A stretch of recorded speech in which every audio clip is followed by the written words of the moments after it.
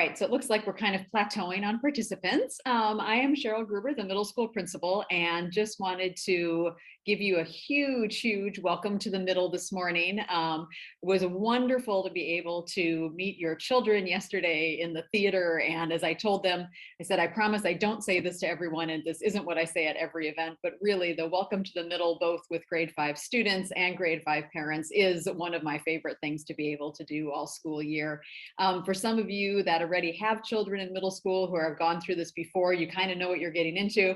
And for those of you whose children are first approaching middle school, this can be quite a time where you're wondering what is next. This is a huge transition. If we were all in person together, I'd have you be looking around and seeing who your team was, because your team is all the other parents that are entering into middle school next year. So this is a really exciting time, and we're happy that you're able to join us either right now in real time or watching this as a recording later. You'll be getting a lot of information today. And like we told your children yesterday, you don't have to memorize all of it. You don't have to become an expert by the end of this webinar, but we're just hoping that this is a really wonderful way for you to start to get acquainted with our middle school. I am joined today by several illustrious people. We have our middle school assistant principal, Corey Willie, will be joining us, Joy Silva, the counselor who will be following your child all the way through middle school, Jason Roach, who is our grade 6 team lead, as well as our middle school librarian, Sherry Lajoie, the director of world languages, and Heather McNeil Roy, our academic technology coordinator. So we're all here today to give you little bits of information that are pertinent to the areas that we specialize in. We also like to just start off with some pictures, and so you know the teams of people. If you haven't already, and you will very soon, connecting a lot with our middle school office. Miss Diala is our amazing administrative assistant. She's not on this call right now, but she's someone that whenever you email that MS office, she's the one you're communicating with, and we do think it's really important that you know the faces behind the email addresses that you're seeing. Same with our counseling. If you want to, yeah. Miss Bina is the MS counseling email address. So when you're emailing that, as you will be, that is the person that you're interacting with. As we said, in the middle school, it's quite a special opportunity. Our counselors follow students from grade to grade. So Miss Silva right now is the grade 8 counselor, but that means that she's looping next year and will be with your children throughout their middle school experience. We always start with our mission at ASD here. And so just like in elementary, just like in the high school, in the middle school, we really do look at that challenging and inspiring students to achieve their dreams. One thing that we really love about the middle school years is this was where a lot of students do understand more about who they are. Is it their parents' dream that they do this, or is it their own dream? And really uncovering their own passions. And so we do believe that this is quite an exceptional time in a child's personal growth where they begin to learn what those dreams that they have actually are. And our student profile. So again, this is something that you see all around ASD. It's something that we really take to heart in the middle school as well. Being empathetic. Oh my gosh, I think middle schoolers, and especially, both elementary, middle, well, high school too, all those students at the school, that empathy is something that we're really cultivating here, and just seeing the level of kindness that students are showing one another and their teachers is pretty remarkable. That self-awareness, huge piece that we're developing in the middle school. We're talking a lot about that today and what we do to help foster self-awareness, resilience, being innovative, being a communicator. That is one of the biggest things that we're seeing in that growth from elementary school to middle school, is students being able to communicate their own needs and start to do some self-advocacy. And then of course, being global citizens is something that is incredibly important to us here in Dubai at the American School of Dubai. And our middle school philosophy. I'm just going to give you half a minute to read that rather than read it to yourself, or read it out loud, and be especially paying attention to some of those words in bold.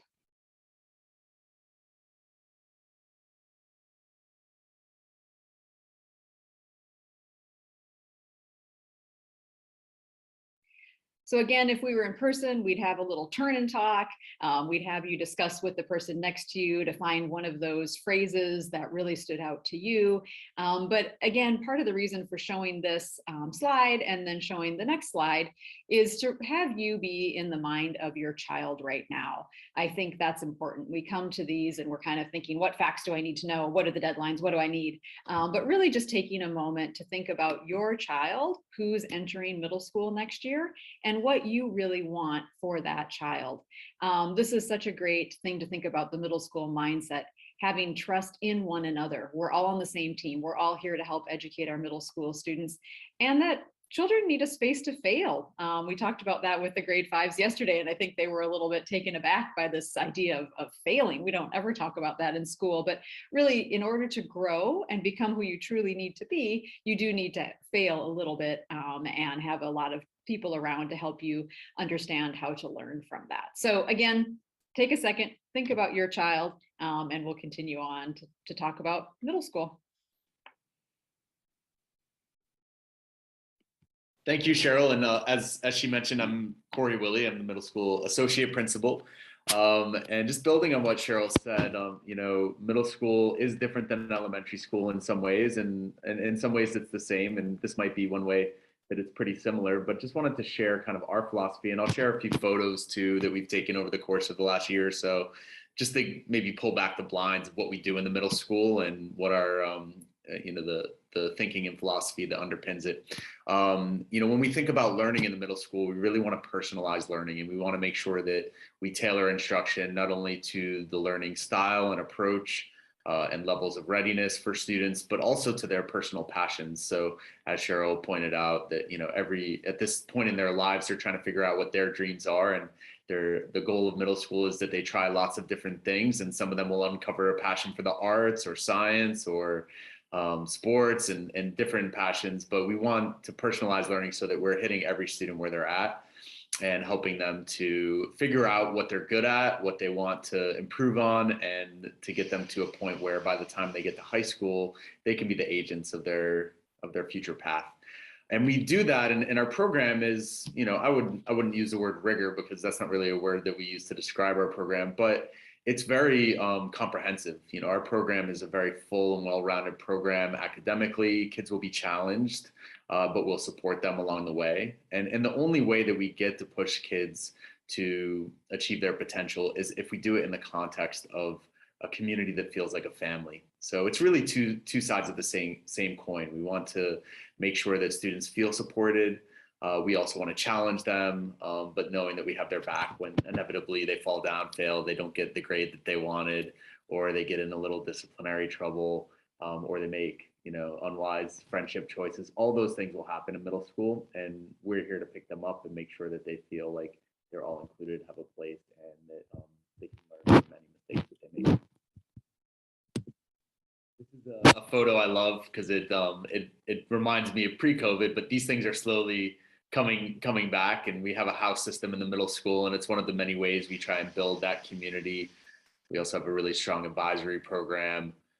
We hire people who are really interested in being trusted adults for kids and supporting students through these choppy waters of adolescence. Really, this is something we do intentionally, implicitly throughout our day in the middle school. And just showing a couple pictures from the last year or so, and just pictures of students who are exploring passions that might be new to them. We have a really robust music program, as you know, in the middle school and performing arts in general. They'll have the opportunity to get exposed to skills they may need in the future, and skills that we didn't learn when we were in school, such as robotics and coding. We have an awesome makerspace, and there's a reason why it's central to our ground floor if you enter the middle school, and why it has glass windows so you can see in.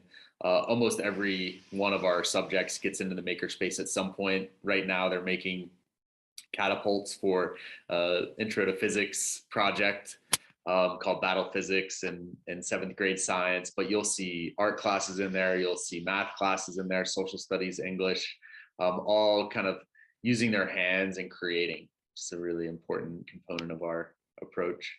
See, these guys made their skateboards as part of our Pursuits program, which we're hoping to bring back next year. And you'll find kids doing these types of projects throughout the curriculum, still learning along the way all of the important skills and knowledge that they'll need and the other disciplines. Uh, Becoming avid readers, independent learners, getting out into the garden, and also breaking down the walls of the classroom and the school to get them outside. We're really excited to be bringing our students on Week Without Walls day trips starting next week. We're going out and doing fish ID and helping to protect our coral reef ecosystems in Corsican. We're getting out to the desert to do some real world archaeology and anthropology. We're doing some really cool things with students, getting out to the mangroves and helping there. And a lot of our classes will be in the garden and getting out even more as we emerge from COVID into the world around us, so that they see the relevance of what we're learning in the classroom. It's really important to us, and building community with each other as well. We know that learning is a social activity. And so finding ways for different groups of students to work together, building their capacity to collaborate and communicate with each other is really important.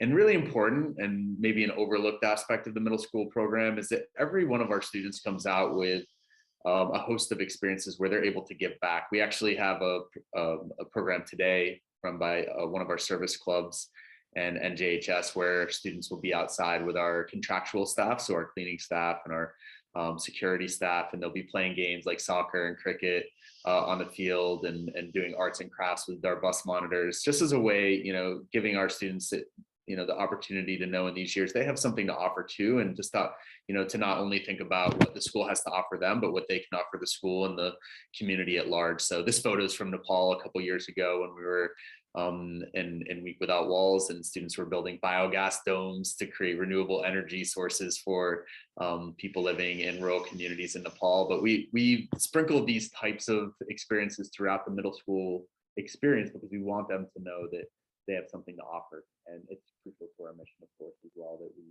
are cultivating this mindset of service in our students. All right.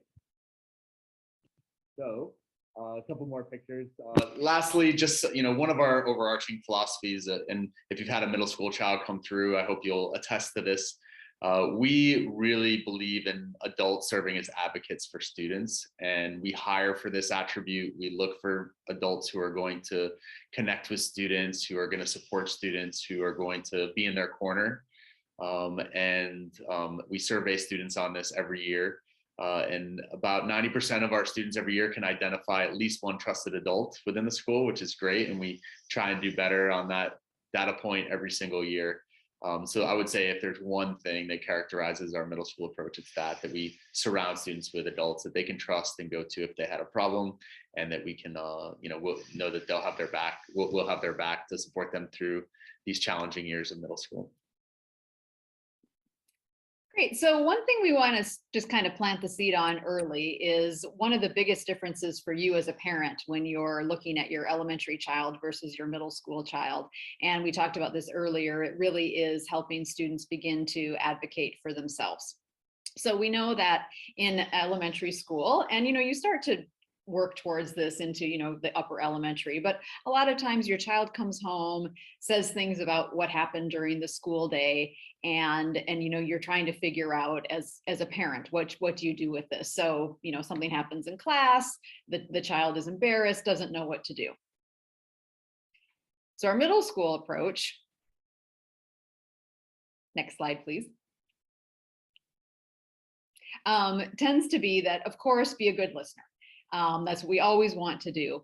But here, instead of being a good listener and then immediately contacting that teacher yourself or the principal yourself, really what we would love is for you to coach your child to self-advocate. And this is something that we would do as well. If a student comes to us, to their counselor, we really start to talk to the child about what it means to self-advocate. We encourage the child to speak to that teacher, and our teachers are all experts in having these conversations. This would not be the first time this has ever happened to them, to express what has happened, how it made that child feel.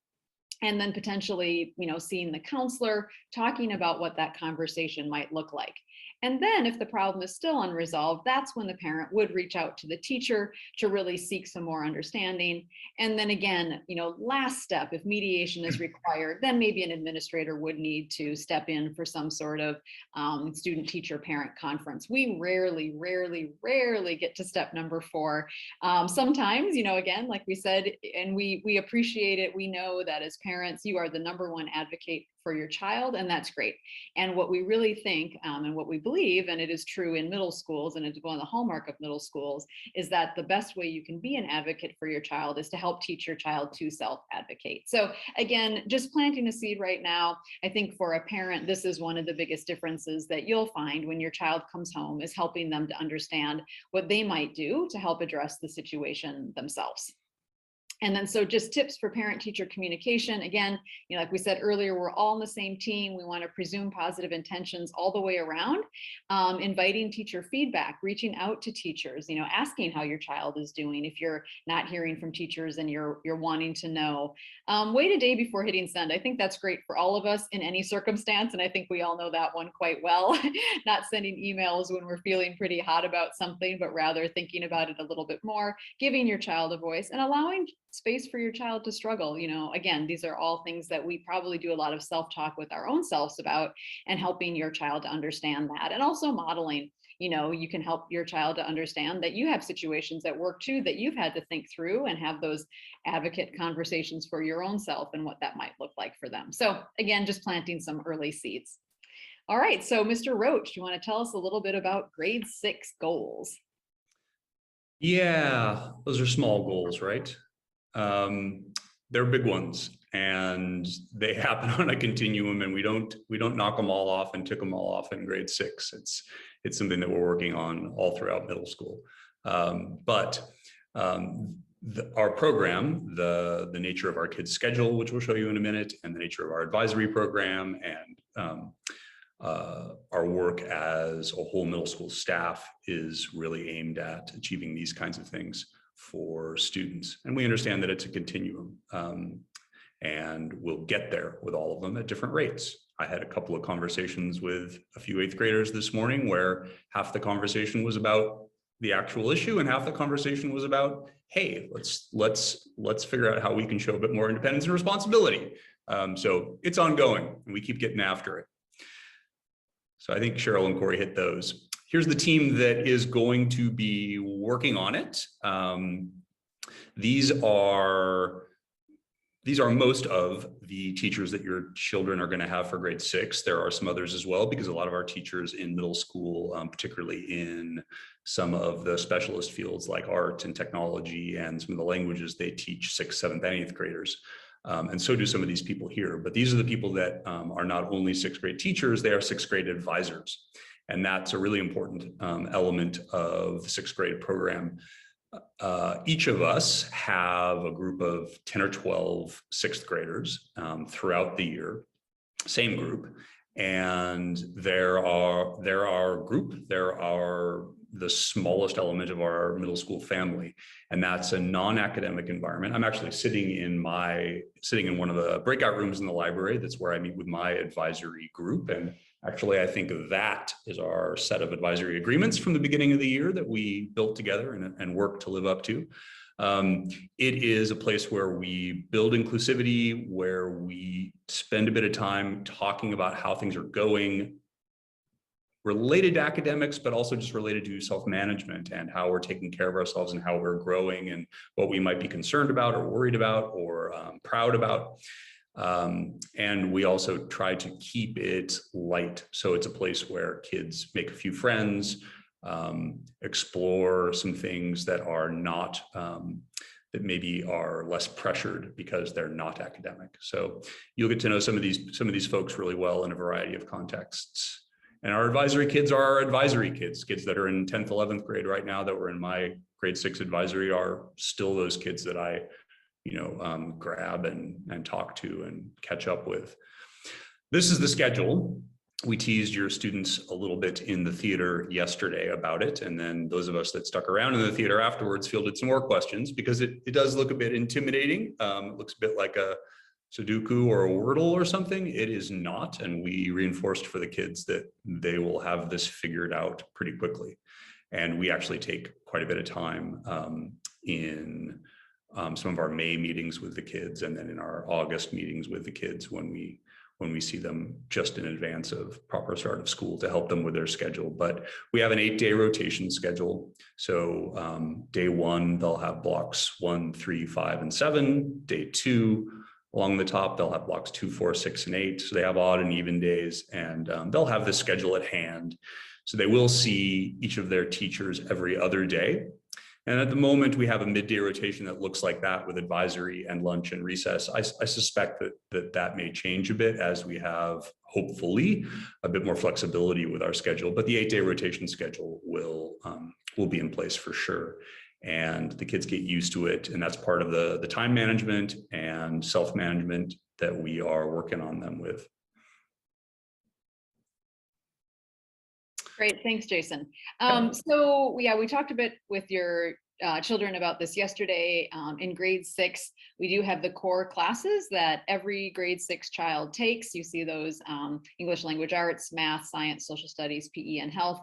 And then there is a couple of choice options for students, either taking Spanish, French, or Arabic. There are some requirements about the language, about the Arabic language based on passport, which we will get into in a little bit more detail later. There is a music choice, and then the Explorers Wheel is a way for all students to be exposed to all of the kind of different areas of the arts that they might pursue in grade 7 or 8. So for a quarter, they have art, a quarter they have drama, a quarter dance, and a quarter design and innovation.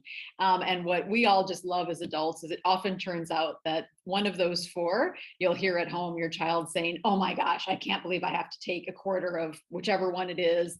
I don't want to do that. And you'll be thinking, oh, how can I help my child get out of this? But by the end of that quarter, that's their favorite ever. So I think it's just really fun to see that change that we see in the students. And so they probably already came home to you yesterday talking about, what their music might be, what their world language might be. And then in grade 7 and 8, they do have more choice. So where can you find these? You can go on ASD Connect or on the ASD website, either place. You'll find the course catalog, and we'll go through a couple slides here that just show you how to get to that course catalog. On the initial page of our school website, you know that you can click on middle school, and if you click on middle school, then that takes you to this page here, and you'll see on the right, you can link directly to the course catalog there, and brings you again to the course catalog, and that's where you can find everything. So so you'll be able to navigate it. It's quite easy to find our course catalog, and then there's different filters and things that you can be looking at the courses. So just to really quickly run through our music options, all grade 6 students can access any of our music classes, whether they have experience or not. So they really are tailored for beginners. So we have our band, our 6th grade band, super popular class. Obviously these pictures are all taken pre-COVID, but hopefully next year we'll see where we are with masks and things. But a great, really robust band program that they can then run into grade 12. With our orchestra program, we are changing things up just a little bit next year, where we will have a beginning orchestra as well as a middle school orchestra. So if your child has 0 experience at all, they would jump right into the beginning orchestra. And then if they have a little bit of experience, we ask for that information, and then we determine if they would be in the beginning or if they would jump right into our middle school orchestra. And then choir. And so for choir, again, all are welcome. And I know that in future years, it is possible for a student to double up with a couple of musics if they want. And something just to pass on that our choir director had mentioned yesterday to the students, that if you have a child who really is debating about doing an instrument or doing choir and knows that later on they want to do both, her recommendation was that they start in grade 6 with the instrument, and then in grade 7 and 8, they can double up and add choir. So just something to consider as you're making some of those choices. Ms. Lajoie. Yes, thank you. This brings us to the language progression in middle school. Middle school offers the opportunity for students to add an additional language to their toolkit. that helps them to build their student profile that we had seen earlier, particularly around empathy, self-awareness, being effective communicators and global citizens. With strong intercultural competence. So in 3 years of language study in middle school, students can move from being complete beginners, the novice level, to an intermediate level of proficiency where they can interact to share information, reactions, feelings about themselves in everyday situations. They'll be able to understand, interpret, analyze things that they hear, see, view on a variety of topics. So the focus on world languages is an authentic use of the language through interpersonal communication, interpretive communication, and presentational communication, rather than the traditionally distinct skills of reading, writing, listening, and speaking.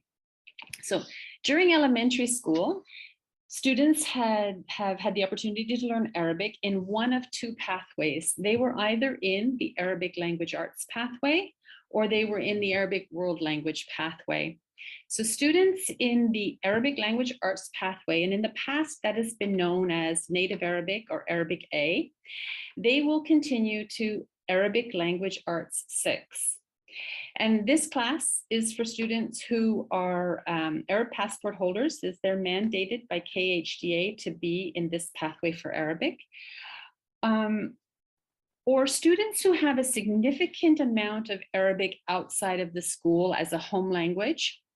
They may also be successful in this pathway.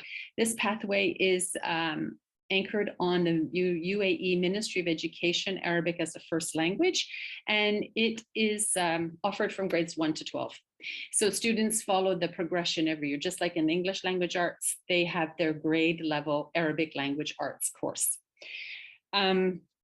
Students who have been in Arabic world language pathway in grade 5, they may continue in this pathway and they may choose Arabic or French or Spanish as their world language choice. So if they choose Arabic world language, then we will place them according to the proficiency level that they are currently demonstrating or have demonstrated in grade 5.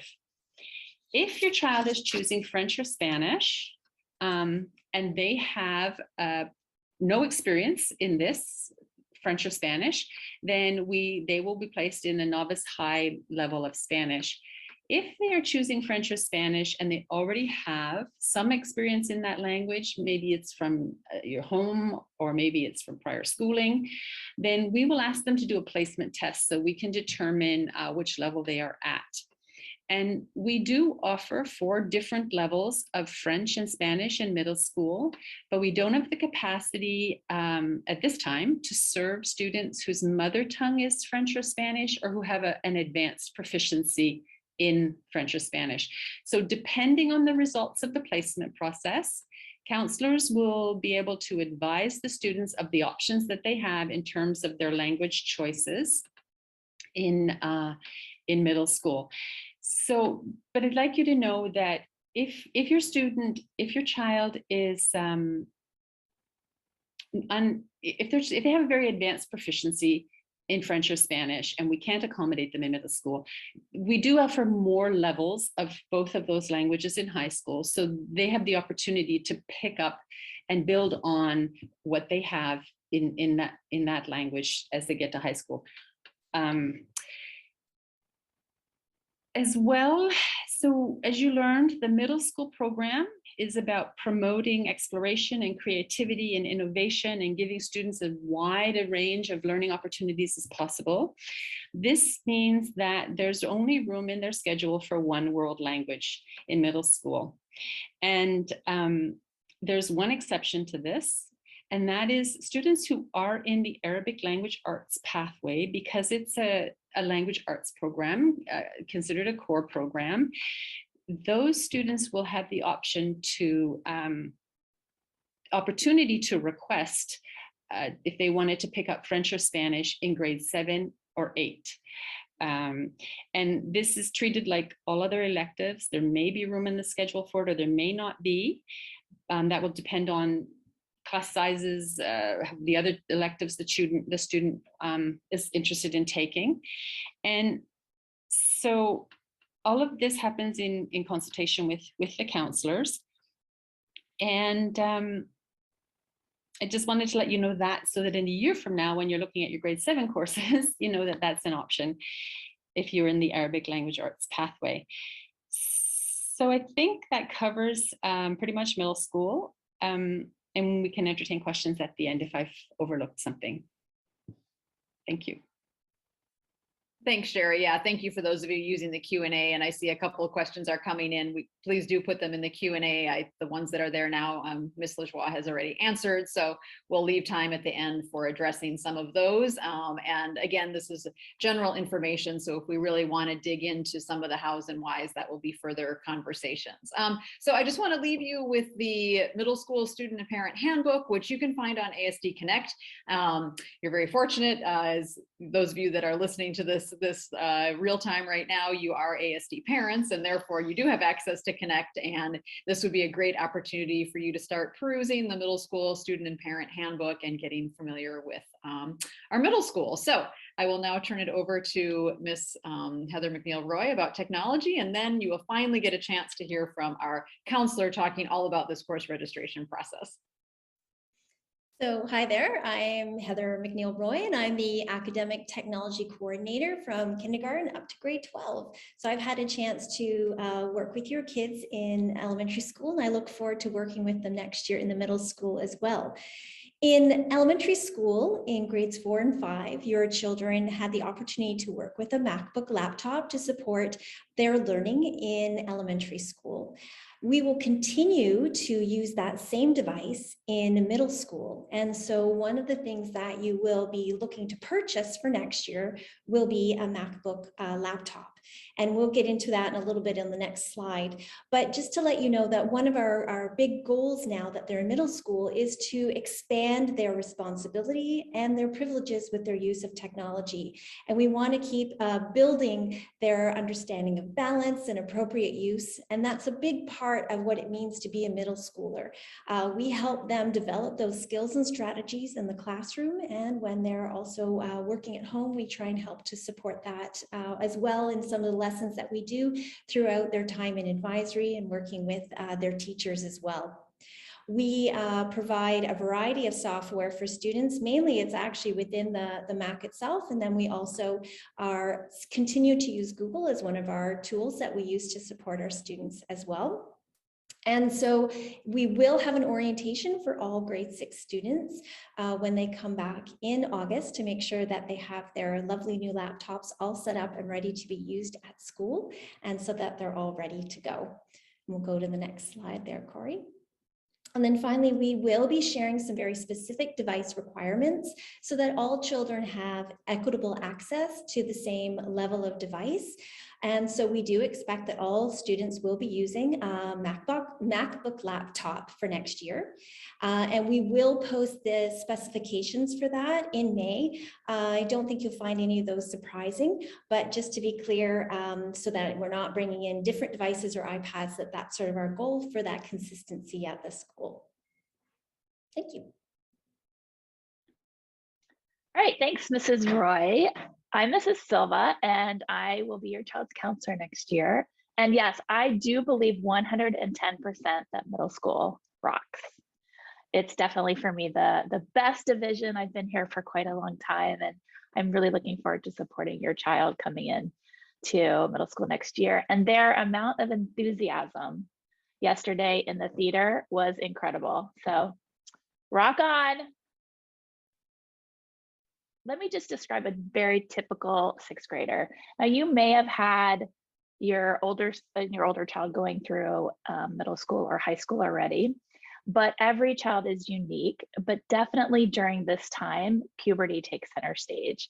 And so your child making the transition to adolescence, you can definitely help by encouraging them as they cope with these changes and working on interpersonal skills. Throughout this entire presentation, I kept hearing over and over, not just about the academics of middle school, but about all of the middle school goals that we have, and they're all related to social emotional learning.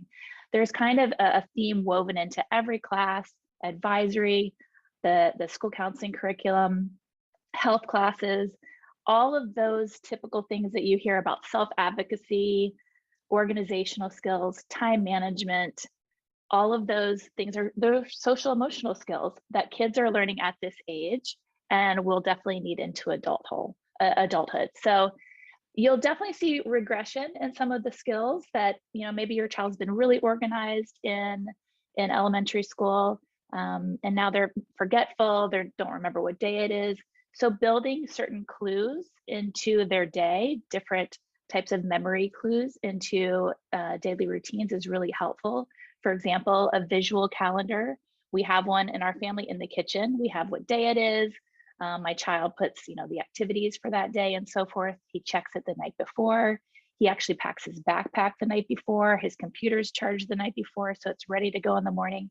So building a lot of those organizational skills into the day-to-day from home will definitely support your child's success in the school from day to day. A lot of this is also supported at the school level through advisory and all of their courses.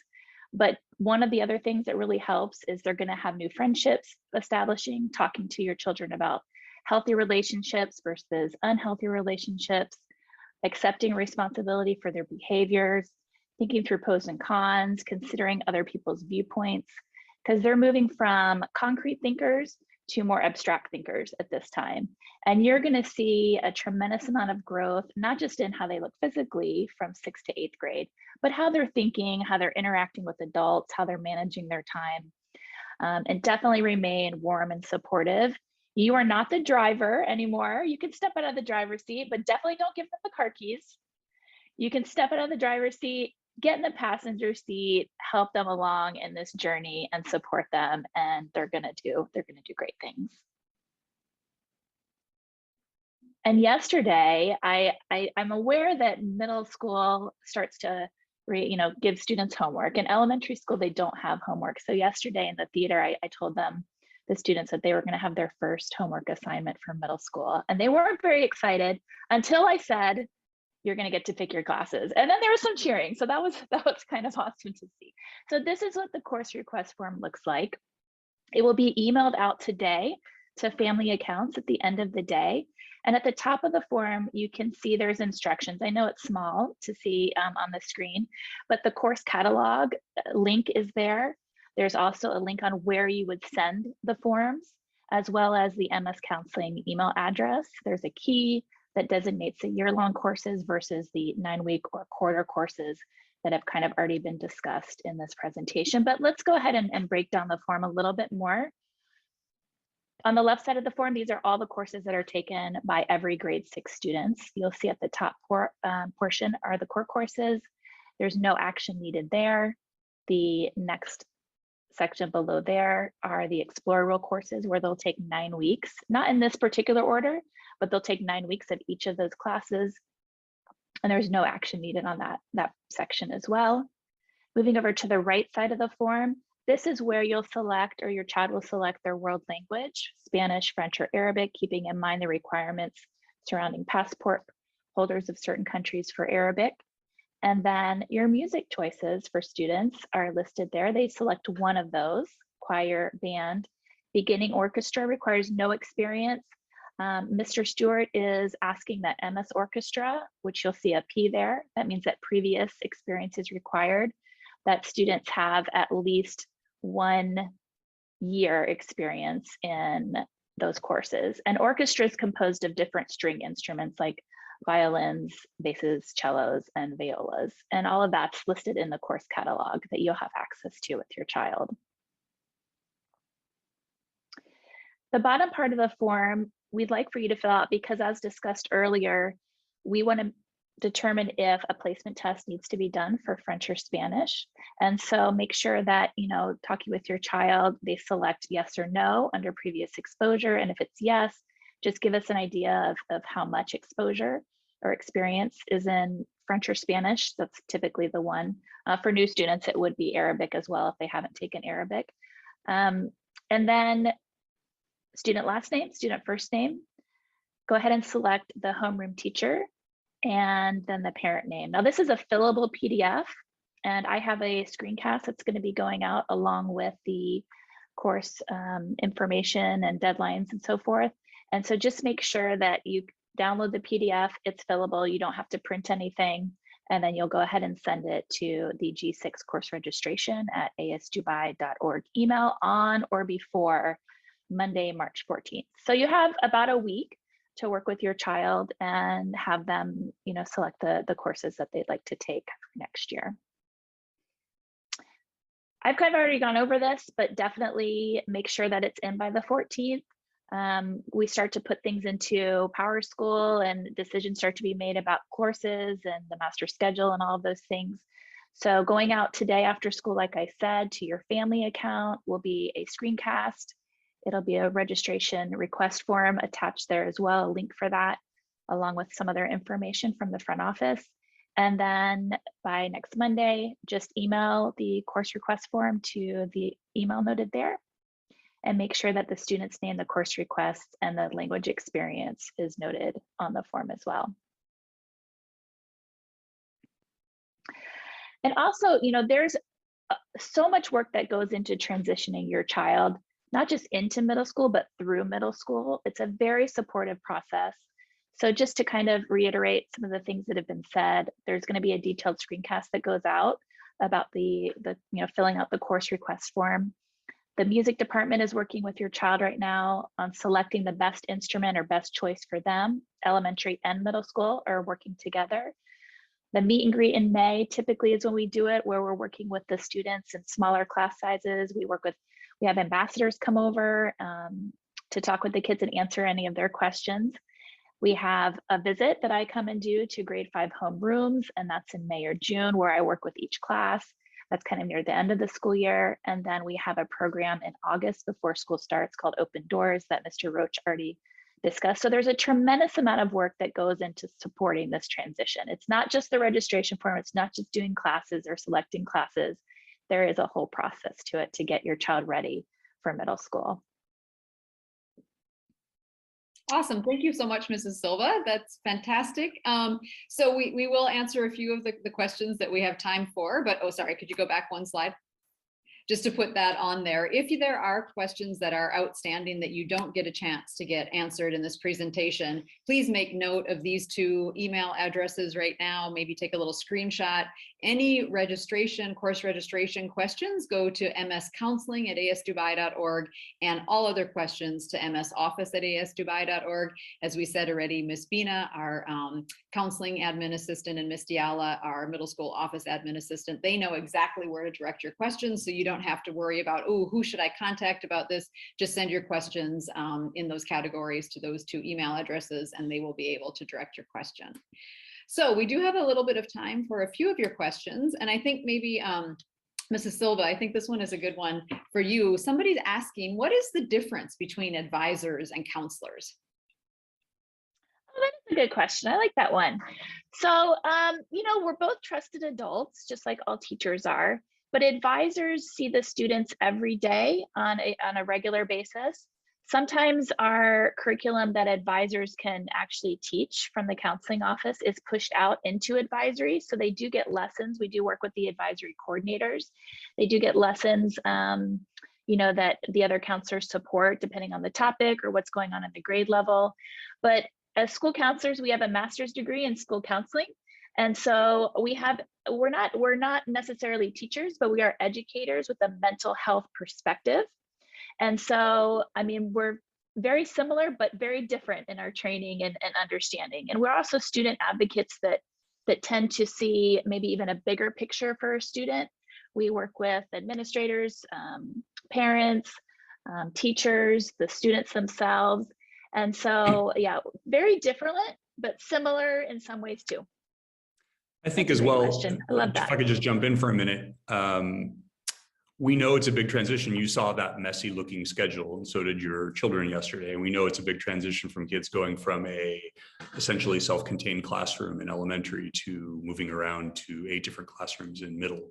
And so the fact that they see their advisor, if only for, some days for 15 minutes, some days for a longer session every day, builds in some of that consistency and that feeling of safety and security, especially for 6th graders. So it is important. It's an important part of the way we support kids in being more independent and navigating a different school experience. Awesome, thanks. Mr. Willie, I think this one is good for you. I came in, unfortunately, during COVID, so I have not seen the Pursuit program in full action yet. And so can you tell us a little bit about the Pursuit program? Sure, yeah, and we're hoping to bring it back in some form because it was so popular with students and teachers as well. But because of the way we've had to do our midday rotations, we've had to, as Cheryl said, modify that midday block. And so Pursuits hasn't been a part of our program the last 2 years. But if you've had kids come through the middle school before, you would remember that. Basically, what it is after about 3 times a week previously, kids would opt into 6-week ungraded courses that are offered by teachers, and they're really aimed to be they're supposed to be exploratory types of classes or offer academic support. So a student might have a kickball pursuit, or they might play guitar because we don't do guitar through our strings program, through our orchestra program, or they might. I've always run a mindfulness pursuit. So there's these different offerings. They're almost like six-week workshops on different things that teachers want to put out there. And we base it also on student survey feedback on what they would like to have offered. And we also sneak in some academic support during those times. So a student might have 3 different pursuits in a week, along with advisory. We bookend the week with advisory and have those offerings. So we're not sure exactly what it will look like next year, but we're pretty committed to bringing it back in some form next year. Just not sure where it fits as we start to rethink our schedule post-COVID. Great, thanks. Yes. Yeah, exactly. Yeah. So we hope it's coming back. Someone's asking about band. And so unfortunately, our band teacher isn't here. I know if I start listing the band instruments, I will forget one. But basically all of the traditional band instruments are offered, flute, clarinet, sax, percussion, large instruments, small instruments, we've got them all. And yes, you do not need to have any experience to do grade 6 band. And we do expect that students practice though. So it was a question about expectations for students. We do expect that students do their band homework by practicing.